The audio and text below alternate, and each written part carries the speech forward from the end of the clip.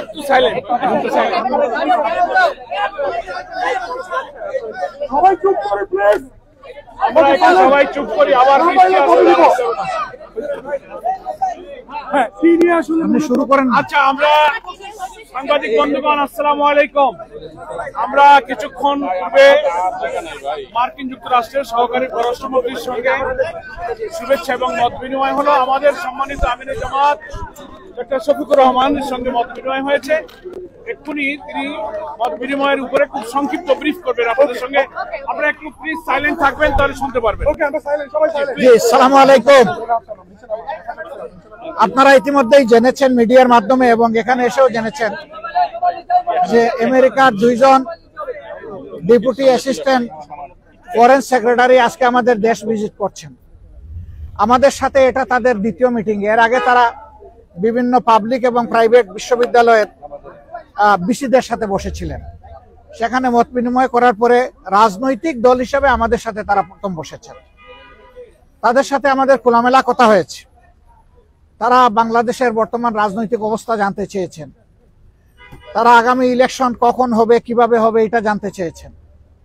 তারা জানতে চেয়েছেন যে সবগুলা দল রিফর্ম চাচ্ছে, সেই রিফর্মটা কি হতে পারে, আমরা কি চাচ্ছি। আমরা যদি আগামীতে দেশের দায়িত্ব পাই তাহলে আমাদের ইকোনমিক পলিসি এবং ফরেন রিলেশনটা কেমন হবে। তারা রিজিয়নাল বিভিন্ন বিষয়ে, আঞ্চলিক বিষয়গুলো আমাদের কাছ থেকে জানতে চেয়েছেন। আমরা এই সমস্ত বিষয়ে তাদের সাথে খোলামেলা কথা বলেছি।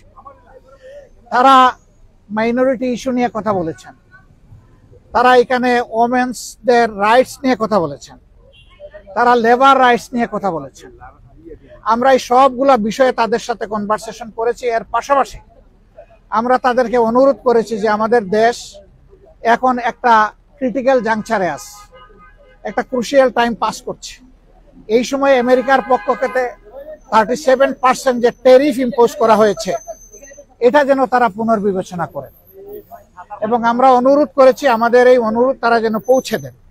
আমরা জানি ইতিমধ্যে আমাদের সরকারের পক্ষ থেকে একই অনুরোধ ফরমাল চিঠির মাধ্যমে জানানো হয়েছে। আমরা আশা করি যে তারা এইটুকু উপলব্ধি করে আমাদেরকে সহযোগিতা করবেন এবং আমরা কমিটমেন্ট বলেছি যে অলরেডি আমরা ডেমোক্রেটিক নর্মসের উপরে কমিটমেন্ট। আমরা আমাদের দলের ভিতরে গণতন্ত্র চর্চা করি এবং আমরা একই গণতন্ত্রের চর্চা করতে চাই।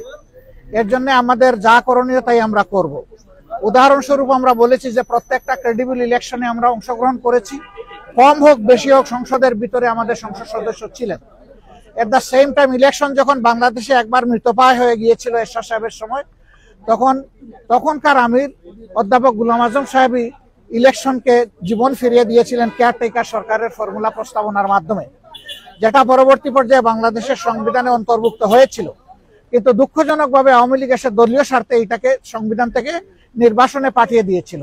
এখন আবার সারা জাতি এটি চাচ্ছে এবং আশা করি আমরা এটা আবার পুনঃপ্রতিষ্ঠিত হবে। আমরা আগামী নির্বাচনটা পিয়ার ভিত্তিতে করতে চাই, যেটা ইতিমধ্যেই আমরা বলেছি। আপনারা জানেন কেন চাই, সেটাও আমরা বলেছি, আপনারা জানেন, নতুন করে বলার দরকার নেই। তারা শুধু এতটুকু জানতে চেয়েছেন যে আমরা কখন এই নির্বাচনটা অনুষ্ঠান দেখতে চাচ্ছি।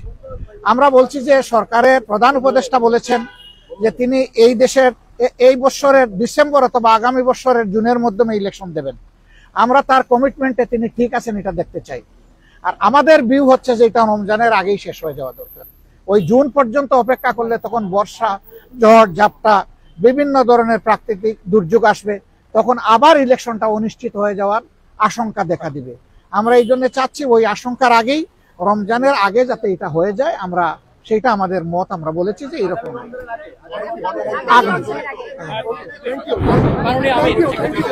আগামী রমজান না, আগামী রমজান শুধু না, আগামী প্রথম রমজান। আগামী অনেক রমজান আসবে, তবে আগামী প্রথম রমজান